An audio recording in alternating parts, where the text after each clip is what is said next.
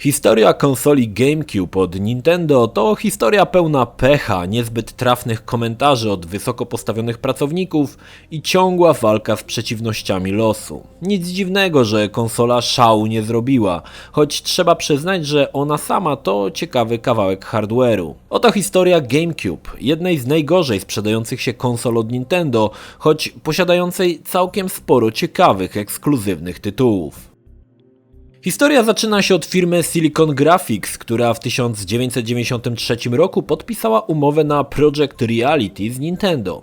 Miał to być produkt póki co jeszcze niesprecyzowany, ale miał być sprzętem dostępnym dla graczy za cenę $250, co było ceną niezwykle atrakcyjną. Silicon Graphics było firmą, która w latach 90. zajmowała się grafiką 3D. Tworzyła efekty do wielu znanych filmów: Johnny Mnemonic, Kosiarz Umysłów, Faceci w Czerni czy Park Jurajski. Dodatkowo produkowali potężne stacje graficzne do produkcji grafiki 3D. Również wiele grafik do gier powstawało na tychże komputerach, choćby wymienić Shenmue, Donkey Kong Country czy mniej znany Johnny Bazookaton.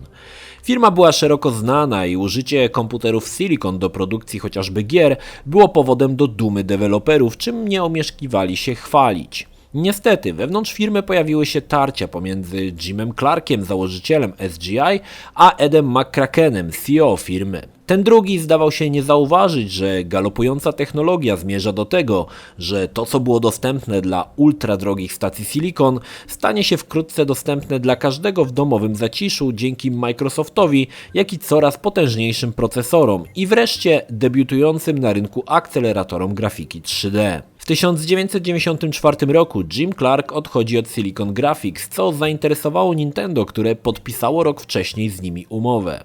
Coś zaczynało się dziać.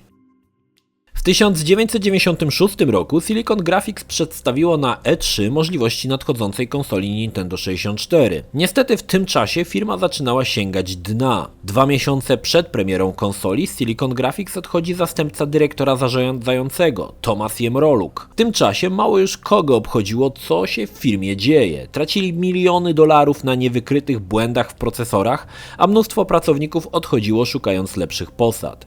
Historia pracowników mogłaby być pożywką dla magazynów ze skandalami. W 1997 roku odchodzi Ed McCracken. W tym momencie Nintendo zrozumiało, że powstanie konsoli jest poważnie zagrożone i postanowiło szukać innego partnera do współpracy nad produkcją. Nie było łatwo. Większość producentów mikroprocesorów była już zajęta, a firmie zależało, aby wypuścić konsolę jesienią 1999 roku, maksymalnie do świąt 2000 roku. Zegar tykał. Wybór padł na niewielką firmę ArtX, złożoną z byłych pracowników Silicon Graphics, którzy opracowali chipset dla Nintendo 64. Jasnym jest, że nie spodobało się to dogorywającemu Silicon Graphics, który wystosował szereg pozwów względem ArtX. Jednak w maju 1998 roku odstąpiono od drogi sądowej. 4 maja 1999 roku serwis IGN rzucił informację, jakoby nowa konsola od Nintendo miała nosić nazwę Dolphin. Źródłem były 4 studia, które już pracowały nad grami na zestawach deweloperskich nowej konsoli. Dodatkowo plotki głosiły, że grafika na konsoli od Nintendo będzie lepsza niż na PlayStation 2, a sama konsola prawdopodobnie będzie wykorzystywała napęd DVD. Na konferencji Japończycy potwierdzili nadchodzącą konsolę. Faktycznie nazwą kodową był Dolphin. Potwierdzono też, że ma być potężna i tania. Ciekawym zabiegiem było także potwierdzenie, że nie będzie korzystała z przestarzałych kartridży, co zostało przywitane owacją. Jednak nie określono, na jakich nośnikach będzie działał sprzęt. Zapewne większość sądziła, że będzie to DVD, no bo co w sumie innego. Jasnym się stało, że wypuszczenie konsoli w 1999 roku było mrzonką. Również rok 2000 był mało prawdopodobny. W tym też roku startuje PlayStation 2. Nintendo nadal podtrzymywało, że ich konsola będzie o 30% szybsza. Problemem Sony było to, że pochwalili się podzespołami nadchodzącej konsoli niemal rok wcześniej.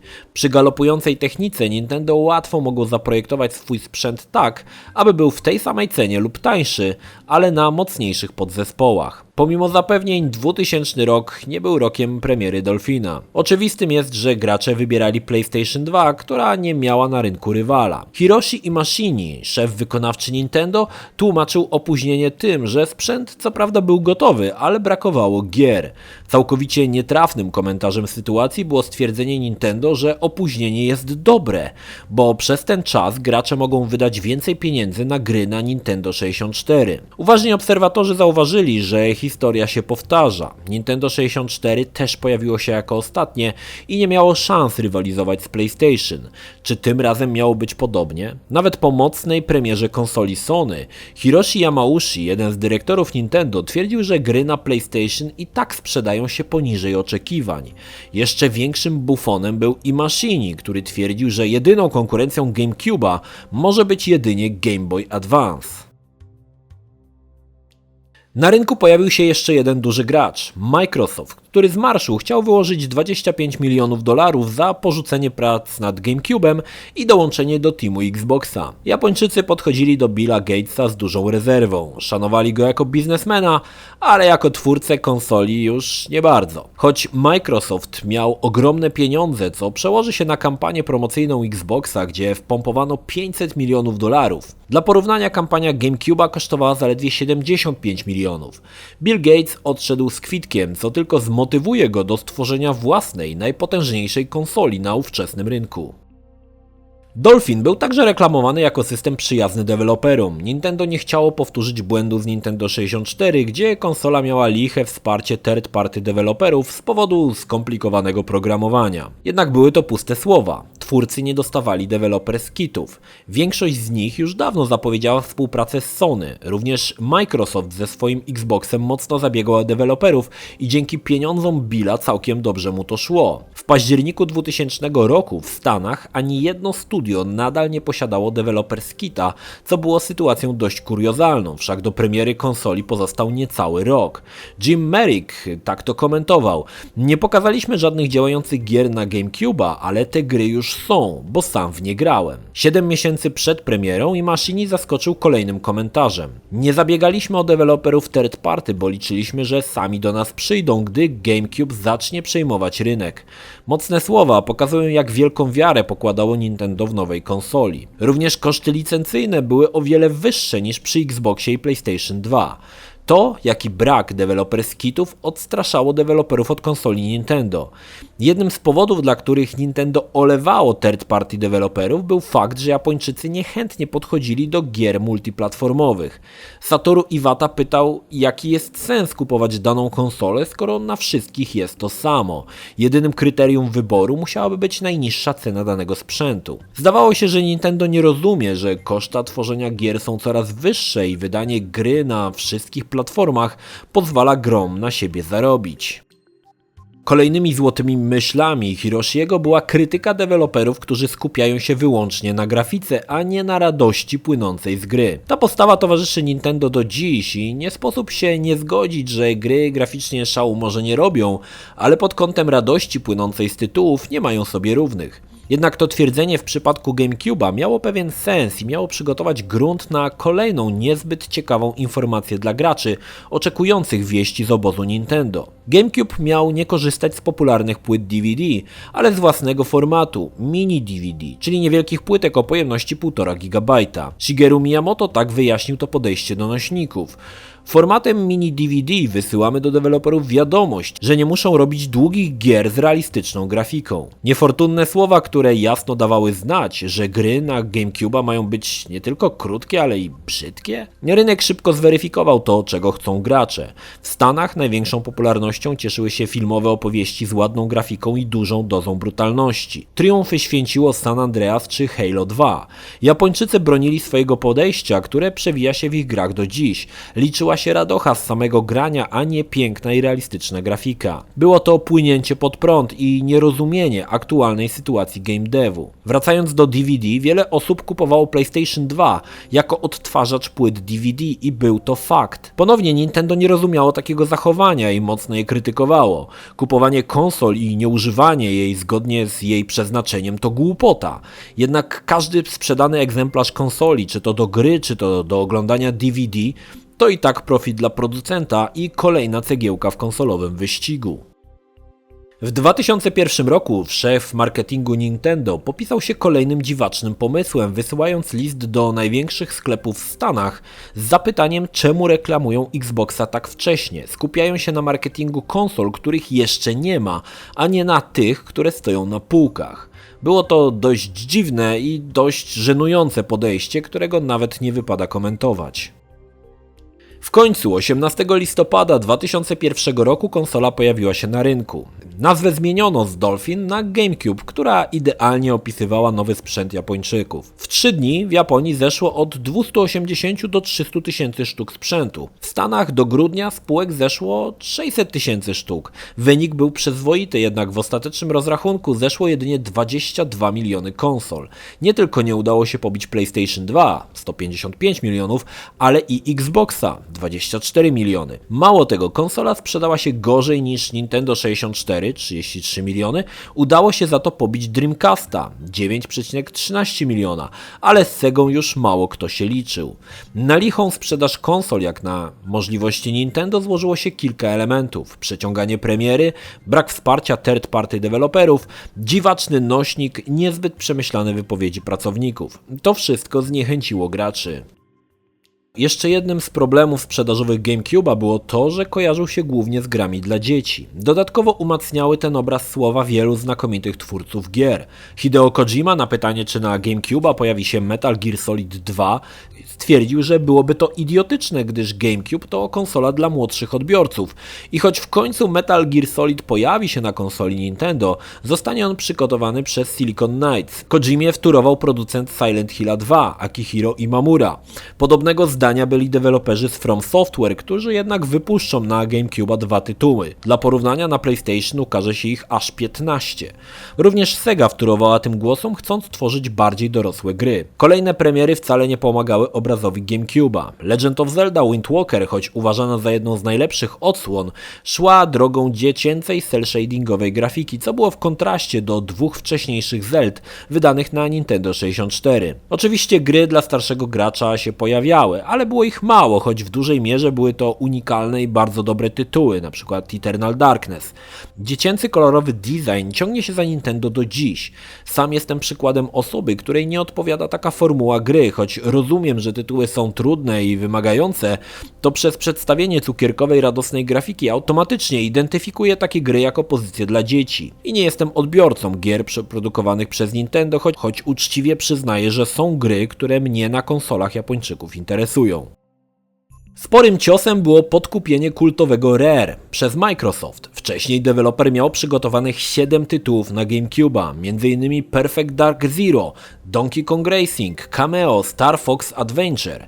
Bill Gates zapłacił za Rare $375 milionów, które od teraz pracowało dla teamu Xboxa. Był to bolesny cios dla fanów Nintendo, zwłaszcza że zawdzięczali Rare fenomenalny Donkey Kong Country, Banjo-Kazooie, Perfect Dark czy słynne GoldenEye 007. Tytuły, które miały gigantyczny wpływ na zwiększenie popularności Nintendo 64, jak i SNES-a. GameCube został zaprojektowany jako niewielki sześcian. Rozmiary nie były bez znaczenia dla japońskich graczy, u których wolnego miejsca w domach nigdy nie jest za wiele. Pomimo to znalazło się miejsce na podłączenie 4 padów i 2 wejścia na karty pamięci. Z tyłu Nintendo zamieściło niewielką rączkę, za którą można było przenosić sprzęt. Nowym podejściem było wypuszczenie GameCube'a w kilku wersjach kolorystycznych, co według Nintendo miało trafić w różne gusta graczy w zależności od regionu, gdzie konsola miała premierę. Sercem GameCube'a był procesor PowerPC Gecko o częstotliwości 485 MHz. Procesor graficzny Flipper był taktowany z częstotliwością 162 MHz. Do tego w kostkę wpakowano 43 MB RAMu. W prawie każdym aspekcie technicznym GameCube przewyższał PlayStation 2. Zgrzytem był nośnik mini DVD. Problem ten próbowano rozwiązać później, nawiązując współpracę z Panasoniciem, wydając w 2001 roku jedynie w Japonii hybrydę GameCube'a i odtwarzacza DVD pod nazwą Panasonic Q. W zestawie obok pada znalazł się też pilot do sterowania odtwarzaczem, jednak na taki ruch było już za późno. Panasonic Q okazał się klapą. GameCube przegrywał w konsolowym wyścigu i niewiele mogło to zmienić. Ciekawostką jest fakt, że przy pracy nad GameCube'em Nintendo opatentowało kilka ciekawych rozwiązań, które znajdą swoje miejsce w kolejnych konsolach. Na przykład Gyropod miał być padem, który miał odłączaną jedną z części, zamieniając się w dwa osobne niezależne kontrolery. Brzmi znajomo? Nintendo kombinowało też z motion controllerem. Takowy pomysł też wpłynął do urzędu patentowego.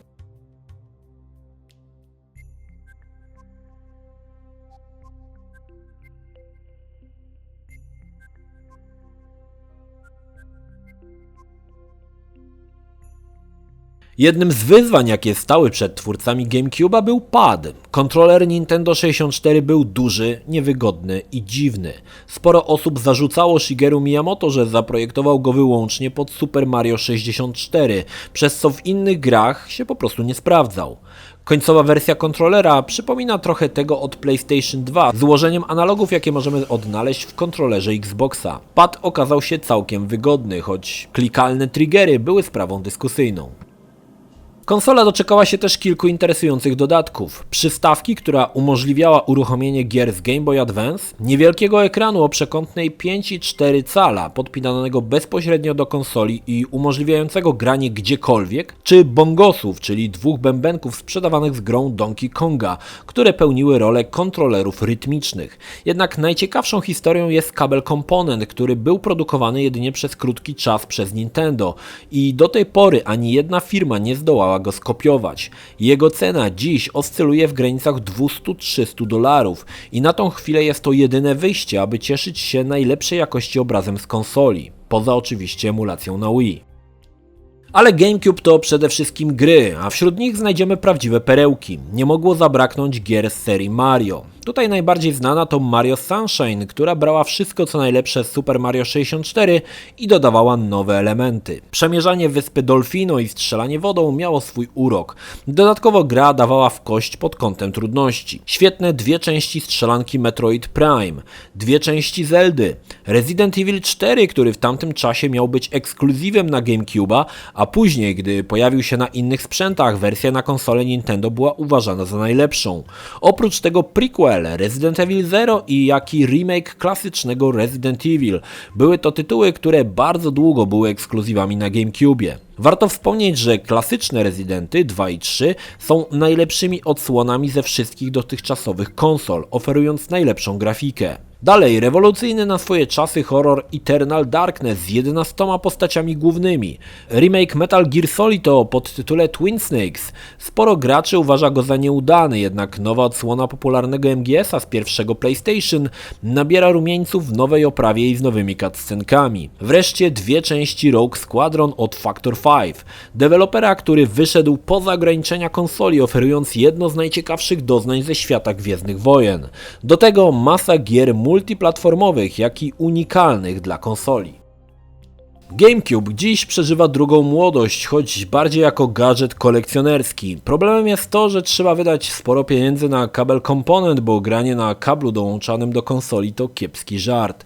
Całe szczęście konsole Wii oferują wsparcie dla gier z GameCube'a i większość graczy korzysta właśnie z Wii. GameCube był ciekawym przedsięwzięciem, jednak pewne zadufanie w sobie Nintendo, bezzasadna wiara we własną potęgę i niezbyt fortunne komentarze oficjeli Nintendo nie dały konsoli rozwinąć skrzydeł. Dziś patrząc na bibliotekę gier, brakowało faktycznie gier dla graczy dorosłych. Zamykanie się na ogromne hity pokroju GTA było po prostu głupie.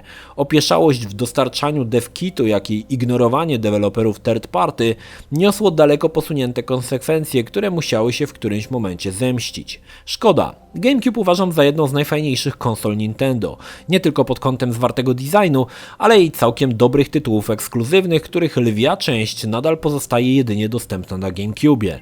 Nintendo przy kolejnej konsoli nie popełni błędów poprzednika, choć nadal będzie trzymało się sztywno pewnych swoich dość dziwnych zasad, ale tym razem to zaprocentuje i ilością sprzedanych konsol zmiotą konkurencję. Ale to już inna historia.